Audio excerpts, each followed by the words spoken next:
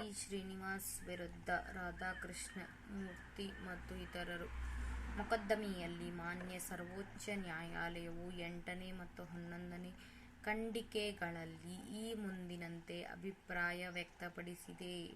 ಆಂಧ್ರಪ್ರದೇಶ ಸರ್ಕಾರ ಆದೇಶಕ್ಕೆ ಸಂಬಂಧಿಸಿದಂತೆ ಅಪೀಲುದಾರರ ಪರ ಮಾನ್ಯ ವಕೀಲರು ಸ್ವತಃ ರಾಜ್ಯ ಸರ್ಕಾರವೇ ಮೊಕದ್ದಮೆಯಲ್ಲಿ ದಿನಾಂಕ 31/1/1987 ವರೆಗೆ ಕಾಲಾವಕಾಶವನ್ನು ನೀಡಿತ್ತು ಮತ್ತು ವಾಸ್ತವವಾಗಿ ಒಪ್ಪಿಕೊಂಡಿರುವಂತೆ ಅಪೀಲುದಾರರು ಆ ದಿನಾಂಕದ ಮುಂಚಿತವಾಗಿಯೇ ಕರ್ತವ್ಯಕ್ಕೆ ವರದಿ ಮಾಡಿಕೊಂಡಿದ್ದರು ಎಂದು ಸೂಚಿಸಿದ್ದಾರೆ.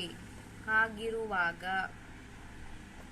ಅರ್ಹತೆಯ ಶ್ರೇಯಾಂಕದ ಆಧಾರದ ಮೇಲೆ ಪ್ರಾರಂಭದಲ್ಲಿ ನಿಗದಿಪಡಿಸಲಾದ ಅಪೀಲುದಾರರ ಜ್ಯೇಷ್ಠತೆಯನ್ನು ಅವರು ಕಳೆದುಕೊಳ್ಳುವ ಪ್ರಶ್ನೆಯೇ ಇಲ್ಲ.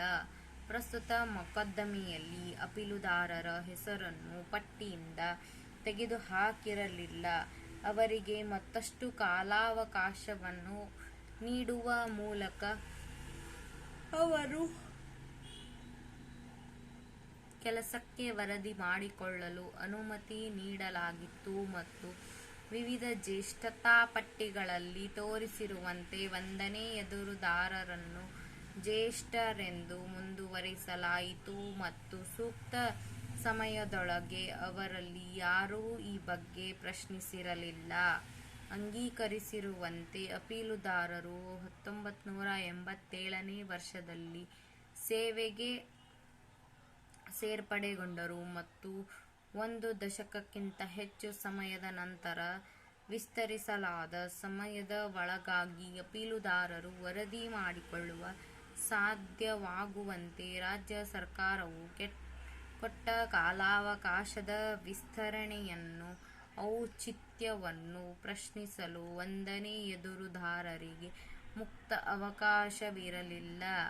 ರಾಜ್ಯ ಸರ್ಕಾರವು ನೀಡಿದ ಕಾಲಾವಕಾಶದ ವಿಸ್ತರಣೆಯನ್ನು ಪ್ರಶ್ನಿಸಲು ಮತ್ತು ಸ್ವ-ಇಚ್ಛಾನುಸಾರವಾಗಿ ಯಾವುದೇ ಸಮಯದಲ್ಲಿ ಯಾವುದೇ ರೀತಿಯಲ್ಲಿ ಅದನ್ನು ಪ್ರಶ್ನಿಸಲು 1ನೇ ಎದುರುದಾರರು ಯಾವುದೇ ಅಸಮರ್ಥನೀಯ ಹಕ್ಕನ್ನು ಹೊಂದಿರಲಿಲ್ಲ.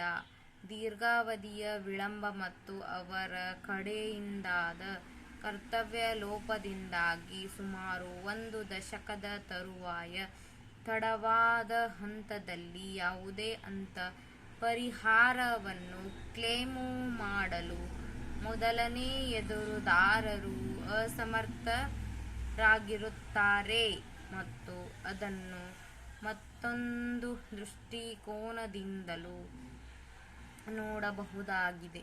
ಅಪೀಲುದಾರರಿಗೆ ಸೇವೆಗೆ ವರದಿ ಮಾಡಿಕೊಳ್ಳಲು ದಿನಾಂಕ 31/7/1987 ವರೆಗೆ ಕಾಲಾವಕಾಶದ ವಿಸ್ತರಣೆಯನ್ನು ನೀಡಲಾಗಿತ್ತು. ಆಯ್ಕೆಯಾದ ಅಭ್ಯರ್ಥಿಗಳ ಪಟ್ಟಿಯಿಂದ ಆತನ ಹೆಸರನ್ನು ಆ ಹಂತದಲ್ಲಿ ನೇರವಾಗಿ ತೆಗೆದುಹಾಕಲು ಸೇವಾ ಆಯೋಗಕ್ಕೆ ಮತ್ತು ಸರ್ಕಾರಕ್ಕೆ ಮುಕ್ತ ಕಾಲಾವಕಾಶವಿತ್ತು.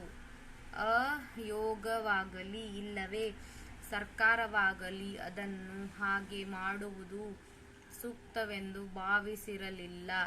ಮತ್ತೊಂದೆಡೆಯಲ್ಲಿ ಸರ್ಕಾರವು ಸೇವೆಗೆ ಸೇರುವ ಅವಧಿಯನ್ನು ವಿಸ್ತರಿಸಿತ್ತು ಮತ್ತು ಅಪೀಲುದಾರರು ಆ ಹುದ್ದೆಗೆ ಸೇರ್ಪಡೆಗೊಂಡರು. ಆ ತರುವಾಯ ಹಲವಾರು ನಿಯತ ಜ್ಯೇಷ್ಠತಾ ಪಟ್ಟಿಗಳಲ್ಲಿ ಅರ್ಜಿದಾರರ ಹೆಸರನ್ನು 1ನೇ ಎದುರುದಾರರಿಗಿಂತ ಮೇಲಿನ ಸ್ಥಾನದಲ್ಲಿ ಇರಿಸಲಾಯಿತು. 1 ದಶಕಕ್ಕಿಂತಲೂ ಹೆಚ್ಚು ಕಾಲದವರೆಗೆ 1ನೇ ಎದುರುದಾರರ ಆ ಜ್ಯೇಷ್ಠತೆಯನ್ನು ಪ್ರಶ್ನಿಸಿರಲಿಲ್ಲ. ಬಹಳ ದೀರ್ಘಾವಧಿಯ ನಂತರ ಅದನ್ನು ಬದಲಾಯಿಸಲು 1ನೇ ಎದುರುದಾರರಿಗೆ ಮುಕ್ತ ಅವಕಾಶವಿರಲಿಲ್ಲ ಮತ್ತು ಅಪೀಲುದಾರರಿಗೆ ನೀಡಿದ ಕಾಲಾವಕಾಶದ ವಿಸ್ತರಣೆಯು ಕಾನೂನಿಗನುಸಾರವಾಗಿರಲಿಲ್ಲವೆಂದು ಹೇಳಿದೆ. ಅಪೀಲುದಾರರು ಮತ್ತು ಒಂದನೇ ಎದುರುದಾರನನ್ನು ಒಂದೇ ಆಯ್ಕೆ ಪಟ್ಟಿಯಲ್ಲಿ ಆಯ್ಕೆ ಮಾಡಲಾಗಿದೆ ಮತ್ತು ಅಪೀಲುದಾರರು ಆಯ್ಕೆ ಪ್ರಕ್ರಿಯೆಯಲ್ಲಿ ಆತನು ಪಡೆದ ಅಂಕಗಳ ವಿಷಯಗಳ ಪ್ರಕಾರ ತುಂಬಾ ಅರ್ಹರಾಗಿದ್ದರು ಮತ್ತು ಜ್ಯೇಷ್ಠತೆಯಲ್ಲಿ ಒಂದನೇ ಎದುರುದಾರರಿಗಿಂತ ಮೇಲಿನ ಸ್ಥಾನವನ್ನು ಪಡೆದಿದ್ದರು ಎಂಬುದು ನಿರ್ವಾದ. ಅಂತರ್ ಶ್ರೇಣೀಕರಣ ಮತ್ತು ತತ್ಪರಿಣಾಮದ ಅಂತರ ಜ್ಯೇಷ್ಠತೆಯನ್ನು ಸ್ಥಾನಪಲ್ಲಟಗೊಳಿಸಲಾಗುವುದಿಲ್ಲ ಮತ್ತು ಕೆಲಸಕ್ಕೆ ವರದಿ ಮಾಡಿಕೊಳ್ಳುವಲ್ಲಿ ಸ್ವಲ್ಪ ವಿಳಂಬವಾಗಿದೆ ಎಂಬ ಕಾರಣಕ್ಕಾಗಿ ಅಂತಃಶ್ರೇಯಾಂಕದಿಂದ ಬರುವ ಹಕ್ಕುಗಳನ್ನು ನಿರಾಕರಿಸಲಾಗುವುದಿಲ್ಲ. ಎಲ್ಲಕ್ಕಿಂತ ಹೆಚ್ಚಾಗಿ, ಅಂತಹ ವಿಳಂಬವು ಕೇವಲ 8 ದಿನಗಳು ಮಾತ್ರ ಇದ್ದಾಗ ಕೇಂದ್ರ ಸರ್ಕಾರದಿಂದ ಬಿಡುಗಡೆಯಾದ ಕಾರಣ ಇದರ ನಿಯಂತ್ರಣಕ್ಕೆ ಮೀರಿದ ಕಾರಣಗಳಿಗಾಗಿ ಸಮಯ ವಿಸ್ತರಣೆಯನ್ನು ನೀಡುವುದು ರಾಜ್ಯ ಸರ್ಕಾರದ ದೃಷ್ಟಿಯಿಂದ ಮುಖ್ಯವಾದ ಸಂಗತಿಯೆಂದು ತೋರುತ್ತದೆ. ಸೇವೆಗೆ ಸೇರುವ ಕಾಲಾವಕಾಶವನ್ನು ವಿಸ್ತರಿಸುವ ಸರ್ಕಾರದ ಆದೇಶದಲ್ಲಿ ಕಾರಣಗಳನ್ನು ನೀಡಿರಲಿಲ್ಲವೆಂಬುದು ಈ ಮೊಕದ್ದಮೆಯ ವಾದವಲ್ಲ ಎಂಬ ಸಂಗತಿಯನ್ನು ಉಚ್ಚ ನ್ಯಾಯಾಲಯವು ಗಮನಿಸಲಿಲ್ಲವೆಂದು ತೋರುತ್ತದೆ. ಇದಕ್ಕೆ ತದ್ವಿರುದ್ಧವಾಗಿ ಅಪೀಲುದಾರರು ಏಕೆ ಕಾಲಾವಕಾಶದ ವಿಸ್ತರಣೆಗಾಗಿ ಕೋರಿದ್ದರು ಎಂಬ ಕಾರಣಗಳನ್ನು ಆದೇಶವೇ ಸೂಚಿಸುತ್ತದೆ.